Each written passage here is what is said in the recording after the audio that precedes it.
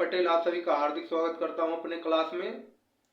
तो सभी को मेरी तरफ से अच्छे होंगे आप सभी लोग, स्वास्थ्य सब शुभकामना है। आज से मैं साइंस का क्लास स्टार्ट कर रहा हूं बाबू। कोई भी परीक्षा हो गया, ऑल वनडे एग्जाम्स, यहाँ तक कि आप पीसीएस तक भी कवर कर सकते हैं। तो आज से मैं केमिस्ट्री पहला पार्ट स्टार्ट कर रहा हूँ पदार्थ के बारे में, ठीक। तो यहाँ हम समझेंगे बाबू कि कैसे हम केल्विन से सेल्सियस बनाते हैं, सेल्सियस से केल्विन, उसी के बारे में आज हम बताएंगे आप सभी लोगों को।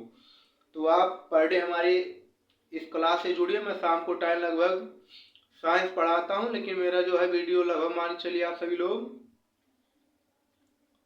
शाम के करीब आप सभी लोगों को पर डे मिलेगा लगभग 4 से 5 बजे के बीच मैं करीब साइंस आप सभी लोग को पढ़ाऊंगा, ठीक है।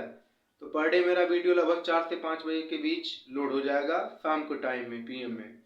तो आप अपना यहाँ से साइंस काफ़ी बेहतरीन कर सकते हैं।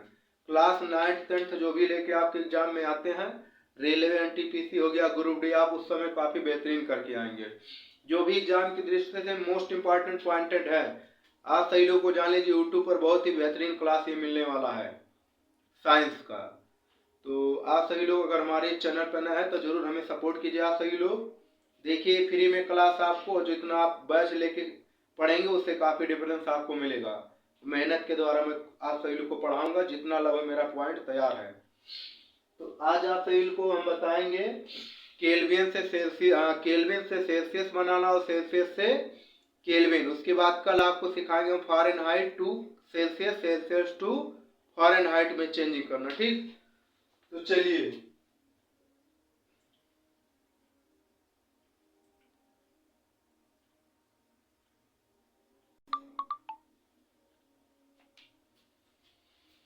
पहला क्वेश्चन आइए हम सभी लोग देखते हैं। देखिए दिया है, पहला क्वेश्चन है कि केल्विन पैमाने पर तापमान 270 के है, सेल्सियस पर तापमान क्या होगा। यानी हमें क्या निकालना बाबू, सेल्सियस पर।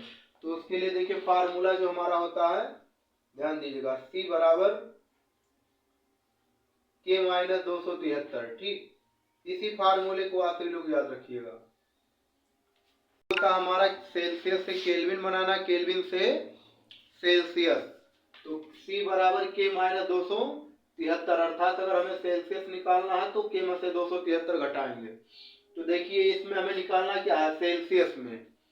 तो करना क्या हो, देखिए C इक्वल टू हमारा हो जाएगा 270 माइनस 273, तो बराबर कितना आ जाएगा हमारा, -3 डिग्री सेल्सियस। ये हो जाएगा बाबू इस सवाल का आंसर, ठीक। इसी तरह आपको नीचे सवाल दिए हैं, 2-2 3-3 एग्जाम्पल करके आप सबको Celsius to Kelvin, Kelvin to Celsius समझाएंगे। तो आज बस मेरा थोड़ा छोटा क्लासेस चलेंगे, धीरे धीरे आप सभी को बेहतरीन से आप क्लास में बढ़ाएंगे 15 मिनट 20 मिनट, जैसा आप सभी लोग सपोर्ट देंगे। तो नीचे आ जाइए, देखिए सब सेल्सियस में दिया, अब हम सबको केल्विन बनाना है। हम सभी लोग सीख चुके हैं केल्विन से सेल्सियस बनाना। अब सेल्सियस को हम चेंज करेंगे केल्विन में। तो फार्मूले को ध्यान दीजिए, देखिए यहाँ पर तो C इक्वल टू हमारा कितना दिया है, K माइनस 273।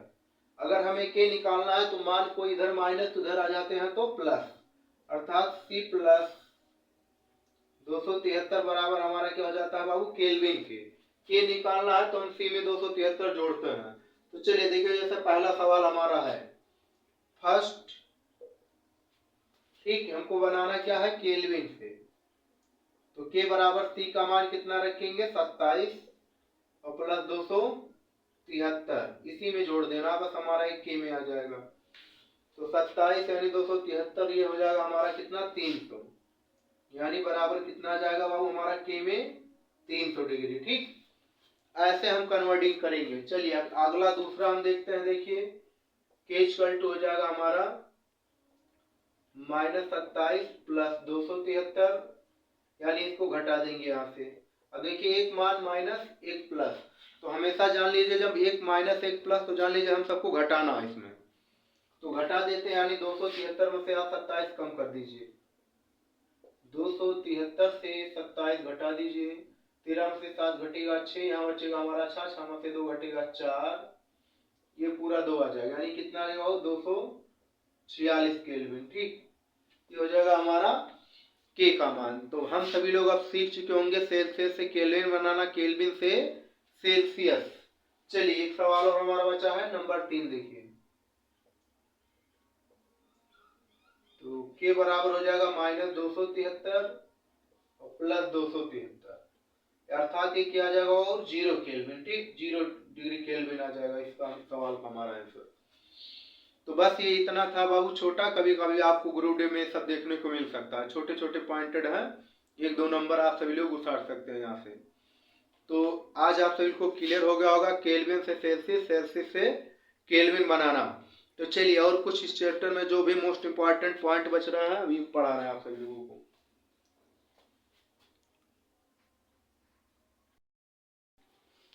तो चलिए देखिए यहाँ से मोस्ट इंपॉर्टेंट कुछ और पॉइंटेड है, आपको हर चैप्टर का जान लीजिए निचोड़ बहुत ही बेहतरीन तरीके से मिलेगा। जो आपको जान लीजिए कोई भी बैच में वैसा नहीं पढ़ाएगा, जो मैं आप को कंटेंट देंगे और आप देखिए ना पूरा अगर पढ़ के जाएंगे तो आपको कितना पेपर में यहाँ से आपको मदद मिलता है और आपका बेस कितना जो है मजबूत हो जाएगा साइंस का। तो कुछ यहाँ देखिए मैंने मान रखा है, वहां से सेल्सियस टू केल्विन बताया। अब इस चैप्टर में जो महत्वपूर्ण चीज है, कई बार परीक्षाओं में आने के काफी चांस रहते हैं। जैसे देखिए पहला पॉइंट है इसमें बर्फ का गलनांक। बर्फ का गलनांक कितना होता है सेल्सियस में 0 डिग्री सेल्सियस, केल्विन आ जाएगा तो 273 केल्विन। इसके बाद लोहे का गलनांक 1535 डिग्री सेल्सियस, या इसे हम केल्विन में लिखेंगे तो 1808 केल्विन होता है। जल का क्वथनांक कितना होता है 100 डिग्री सेल्सियस, और के में जाएगा तो 373 के। ये सब मोस्ट इंपॉर्टेंट जान लीजिए, एग्जाम की दृष्टि से काफी बेहतरीन पॉइंटेड है सर।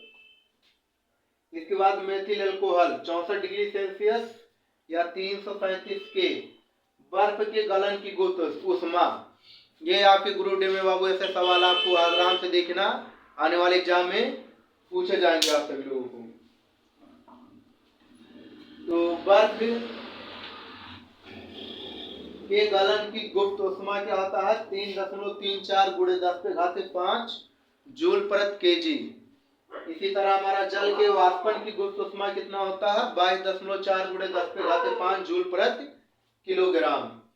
शुष्क बर्फ, अर्थात ये एग्जाम पे तो कई बार पूछा गया होगा और लगभग को सभी को लगभग इसको तैयार होगा या मालूम होगा, यानी शुष्क बर्फ या ड्राई आइस, जिसको हम ड्राई आइस के नाम से जानते हैं, वो किसे कहते हैं बाबू कार्बन डाइऑक्साइड को, अर्थात जिसको हम CO2 बोलते हैं। ठीक है, तो ये महत्वपूर्ण पॉइंट थे। इसके आगे मैं आप को चैप्टर का निचोड़ बना हूं, जो ये हमारा चैप्टर पहला वो हमारे आसपास के पदार्थ, उन्हीं के बारे में बता रहा हूँ चैप्टर। चलिए नेक्स्ट आगे समझाते हैं। चलिए ये देखिए काफी हेडिंग महत्वपूर्ण है, यहाँ से भी आप सभी लोग को क्वेश्चन बन सकते हैं ऊर्ध्वपातन से। डायरेक्ट आप सभी लोग को सिर्फ इसका एग्जाम्पल याद रखना, ठीक, कि ऊर्ध्वपातन में हमारे क्या क्या आते हैं।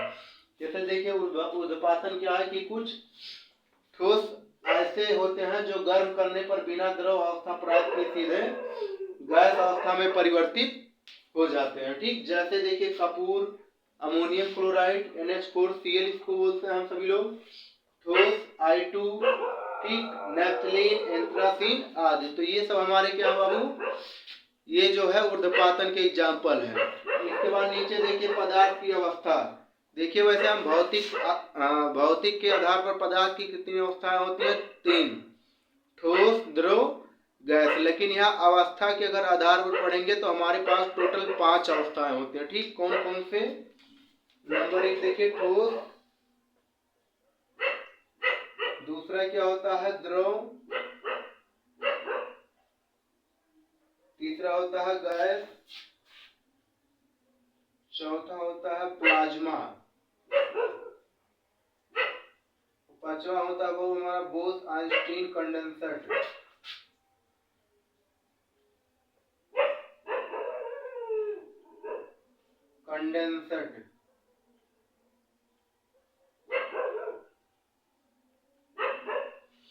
ठीक, तो कभी कभी एग्जाम में आपको ये भी पूछ लेता है कि पदार्थ की जो है अवस्थाएं कितनी पाई जाती है, तो टोटल 5 होते हैं। ठीक, आप लोग ध्यान रखिएगा, ठोस, द्रव, गैस, प्लाज्मा और बोस-आइंस्टीन कंडेंसट, 5 प्रकार के हमारे जो है पदार्थ की अवस्थाएं पाई जाती हैं।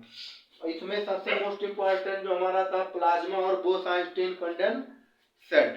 तो कल मैं इन दोनों के बारे में आप सभी को बेहतरीन से चर्चा करेंगे। प्लाज्मा और बोस-आइंस्टीन के नियम कैसे क्या क्या चीजें इसमें हुए हैं जो आपके एग्जाम से काफी मोस्ट इम्पोर्टेंट रहेंगे एग्जाम की दृष्टि से। तो कल हम बात करने वाले रहेंगे प्लाज्मा और कंडेंसेट के बारे में, और जितने भी क्वेश्चन इस चैप्टर से बचते हैं कल आपको मैं पूरा कराऊंगा। आज मेरा शुरुआत है, थोड़ा आप सभी लोग सपोर्ट बनाए रखिए। धीरे धीरे जितना आप सभी लोग मुझे सपोर्ट करेंगे मैं उतना ही बेहतरीन और आप सभी लोगों को जो है टिप्स देंगे और अच्छे से अच्छे आपको थ्योरी मिलेगा जो आपको सिर्फ एग्जाम में फेस टू फेस देखने को मिलेगा।